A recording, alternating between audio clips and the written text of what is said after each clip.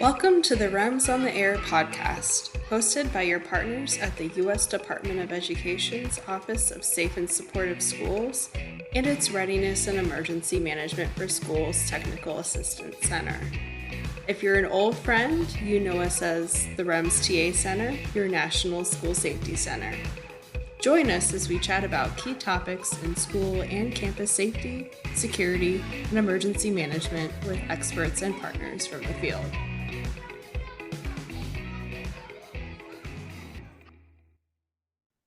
Hello, and welcome to the REMS on the Air podcast. I'm Allison Curtis, Director of Information and Product Management at the REMS TA Center. Today, I'm joined by my colleague, Katie Barnett, to consider the role that technology plays in school emergency preparedness and capacity building. In light of an ever-changing threat landscape, schools need to be more than well prepared when it comes to managing critical incidents and identifying threats and hazards.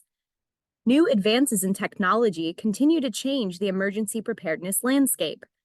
From digital security systems to geofences and crisis management apps, technology may make us feel like schools can be safer than ever before. But Allison, is that actually true? Well, that's a great question, Katie. Technology plays an interesting role because its use can either help or harm emergency preparedness and response. Just having the latest tech is not enough. Schools must also know how and when to use it, how to maintain it, and which of the many options out there are right for them. To help us address these topics, we've invited Mr. Carlton Gerald to weigh in with his expertise. Carlton currently serves as the Assistant Director of Security and Emergency Operations for Alexandria Public Schools in Virginia. Prior to this role, he led the newly created Emergency Planning and Guidance Unit for the District of Columbia Public Schools within the Office of the Chief Operating Officer. He has also worked closely with the District of Columbia Homeland Security Emergency Management Agency, as well as authored a number of school-wide policies and designed and implemented state-of-the-art physical security for schools, and he's been the point of contact for preparedness training and compliance. His background in law enforcement gives him a unique lens in the area of emergency preparedness. Today, Carlton also conducts a number of trainings for FEMA on preparedness and response. So we are very grateful to have him here today and have the opportunity to learn from Carlton. Let's hear from Carlton now and get his take on the role of technology in school safety posture. Hi, Carlton. Welcome to the REMS on the Air podcast. Thank you, Allison. I really appreciate it. I'm very excited to be here. It's awesome to have you here today. And before, you have mentioned with us that you develop emergency or security postures based on an outside-in approach. Can you explain a little bit more about this? Yeah, sure. That's a great question. At any time that as I like to call it, a security practitioner or someone that's in responsible charge or of an EOP, emergency operating plan, or security action plan, or whatever you may call it, it's always a best practice to look outward and work your way in, meaning looking at threats, hazards, gaps, or anything that the threat or the adversary may be wanting to cause harm to your overall target audience. And whenever you do that, you get a high level understanding and overview of all the things that you should and could take into play, meaning your lighting, right? Just looking at your lighting, what that looks like, and obviously the overall community in general. Looking at the infrastructure, looking at all different types of things that may affect what you're trying to protect, and then obviously start to build what it should and could look like on the inside from a physical security standpoint as well. So kind of sort of like to start there. That's a great strategy that everyone can consider in their own education agencies. Where and how should schools rely on technology in their emergency management planning, according to you? Yes. So, yeah, I think that schools should always, as I like to say, strike a balance in between technology and old-fashioned operational understanding and strategies as far as what should be done before, during, and after a critical incident. We all know that leveraging technology is great, but there's a reason why we have Google, and there's a reason why we have pen and pad, right? As well as Chat GPT-4. So we can never forget about those things. But uh, in the world that we live in now, looking at technology and leveraging technology based upon the school or school district that has the means or the funding is a really, really good thought. But again, it has to be leveraged in a way that it makes sense for that particular enterprise or school district, meaning physical security, just to start with that. There's obviously cameras are absolutely amazing, the evidence gathering tools after the fact. They don't solve crimes for us. They only support and help us solve crimes. They're not going to do the operational work. But the integrated portion of that is obviously artificial intelligence or technology that's been integrated in camera systems that can actually analytically identify adversaries or threat actors that may want to do harm to a school, that is able to actually look out quickly and identify outside of the school zone that this individual may have a weapon of some sort, a long gun, a handgun, or something another like that, that is on his way to this pathway to violence, if you will. So again, just from a physical security standpoint, looking at technologies like that, as well as technologies that can be deployed on the top of schools, so you can hear different types of gunshots and what have you, so that schools can have an action steps when and if they hear these sounds, so that they can activate their crisis management plans or their emergency operations plans or whatever they may call them.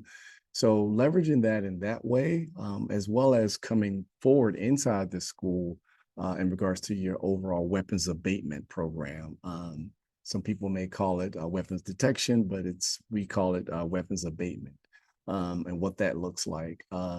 Deploying systems that are looking for weapons of mass destruction, not just necessarily a airport metal detector. It's looking for things that can harm folks that are there for a mass gathering or a high number of individuals in a particular location. So again, looking across the spectrum as far as overall technologies, Allison, there's a lot to be looked at. But again, the security practitioner or the person that's in responsible charge should have a clear understanding of the technologies that are out there and look at best practices in regards to, if they own this asset, what it would take to keep and manage that asset as well as overall policies and procedures in regards to managing it as well. Thanks, Carlton. And do you have any recommendations in terms of how to choose the best ones, or any technology that you should use to prepare for specific adversaries? Yeah, that's a great question. I would definitely recommend to schools and school districts all across is just to think about what some of the threats and hazards they are seeing that is near their community, and obviously taking a national look about some of the things that they are hearing about in other schools and school districts, and say, well, hey, how can we mitigate when and if a critical incident like this happens at our school, or we had this near miss at our school. So I would say start thinking about it. Look at overall other schools and school districts, have conversations with them about what platforms and what technologies they are using. But the first step, obviously, is doing the homework about what technologies are out there. So being a good steward of understanding the tech, but as well as taking an old school site visit to a school or school district that's actually leveraging that technology, so that you can have a clear and better understanding of how it works, and really having a good understanding about the good, and if there's any bad, and last but not least, is there any ugly, right, from a continual cost.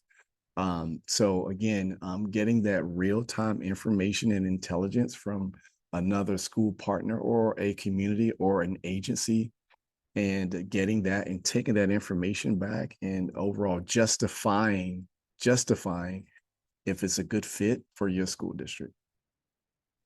Thank you so much for that, Carlton. That's so insightful. I love your specificity about becoming clear on what the asset is that you're trying to protect and taking a holistic approach when it comes to technology. What actually makes sense for this specific threat actor or situation? Kind of along these lines, is there such a thing as relying too much on tech, or have you experienced an incident where maybe there was a false sense of safety or a misuse of tech that schools and school leaders should know about? Knock on wood, I haven't had one generally yet. I'm more of a hybrid, meaning that I like to obviously always lean on our technology, but at the same time, I want to inspect what I expect, right? Meaning in regards to the technology, is it doing what it's supposed to do? Am I testing the technology in regards to saying what it should be doing? Am I reporting out at a high level in regards to some of the things that it's supposed to be doing? Am I gathering the data to support what it's supposed to be doing in regards to, again, justifying all these things that we're purchasing? So to kind of sort of answer the question in a different way, there are times whereas there are others, schools and school districts that are looking at technologies that isn't just a good fit for them. Just from an overall funding standpoint, it's not sustainable, meaning that there are technologies that are just leased. And even though it's an opportunity and is mitigating some of the things that are out there, but can the school or school district continue to fund this technology that may be protecting student, staff, and visitors? So again, how are you looking at it?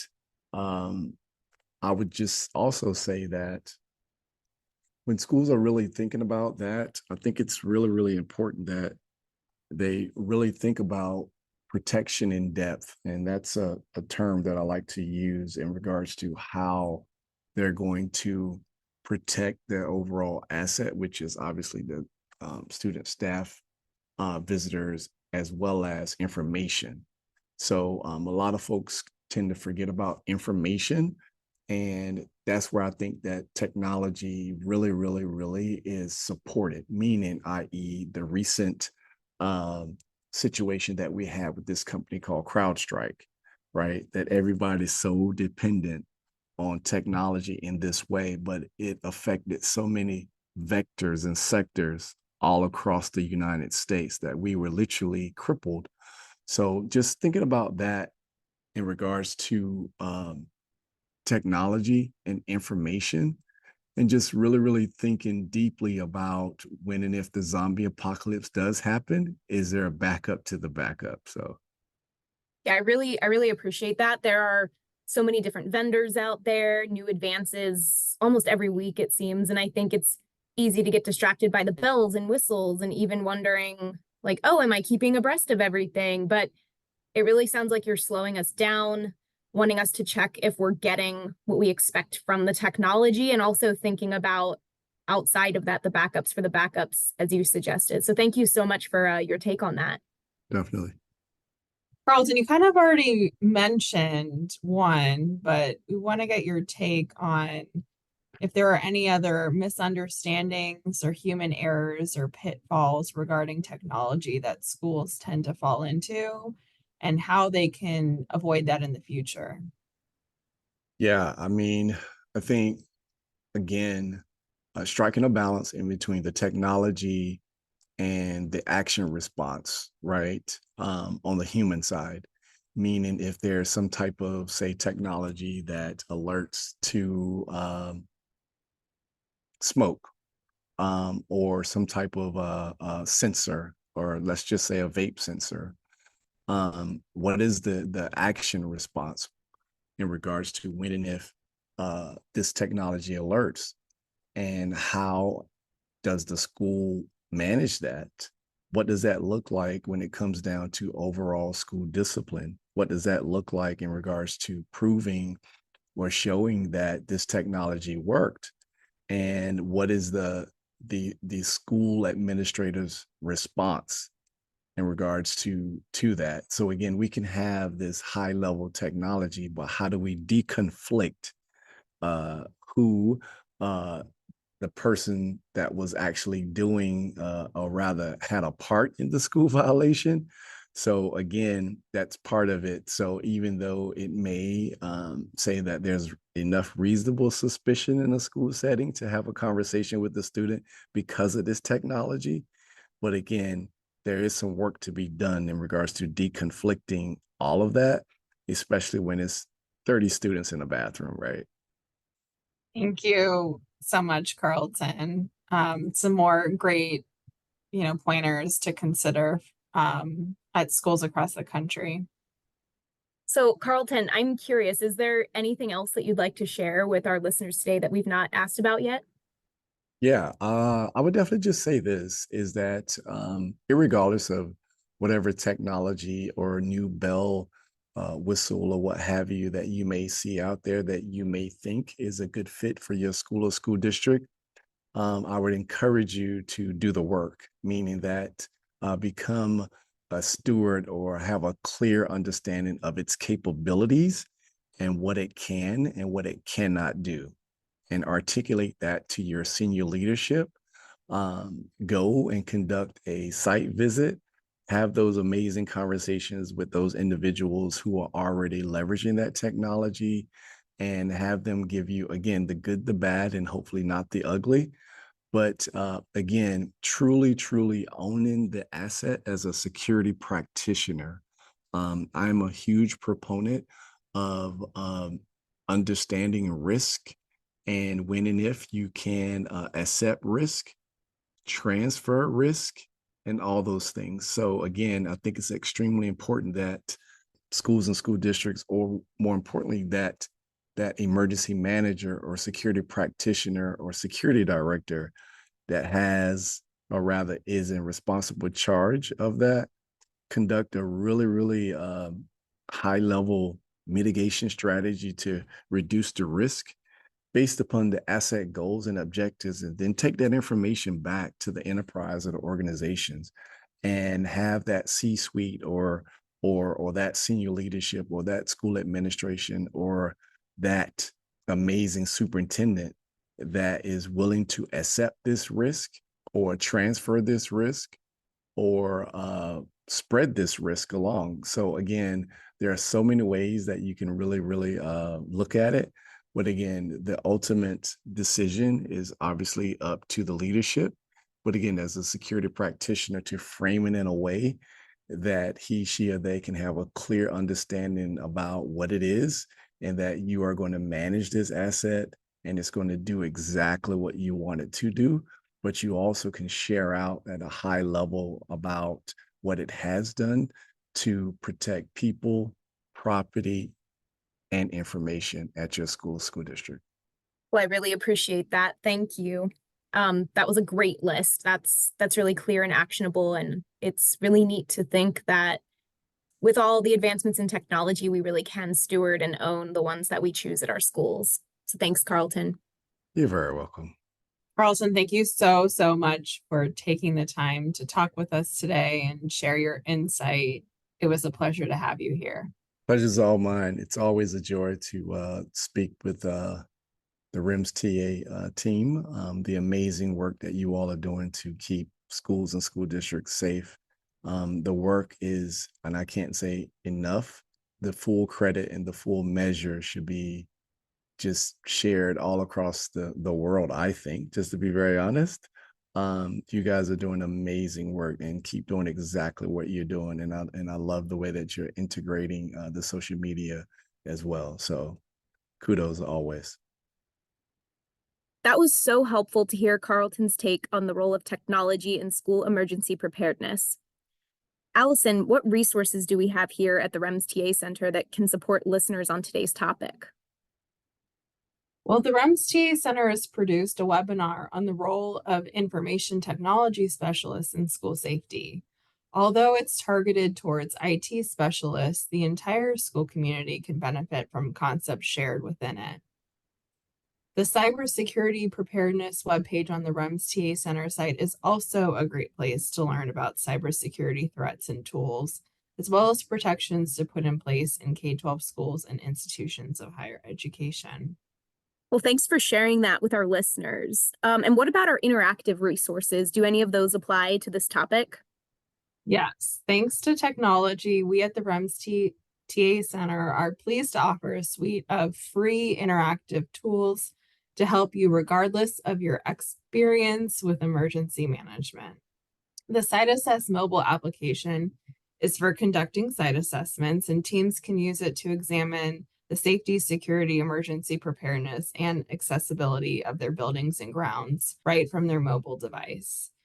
You can download this tool from the Google Play or Apple App Stores.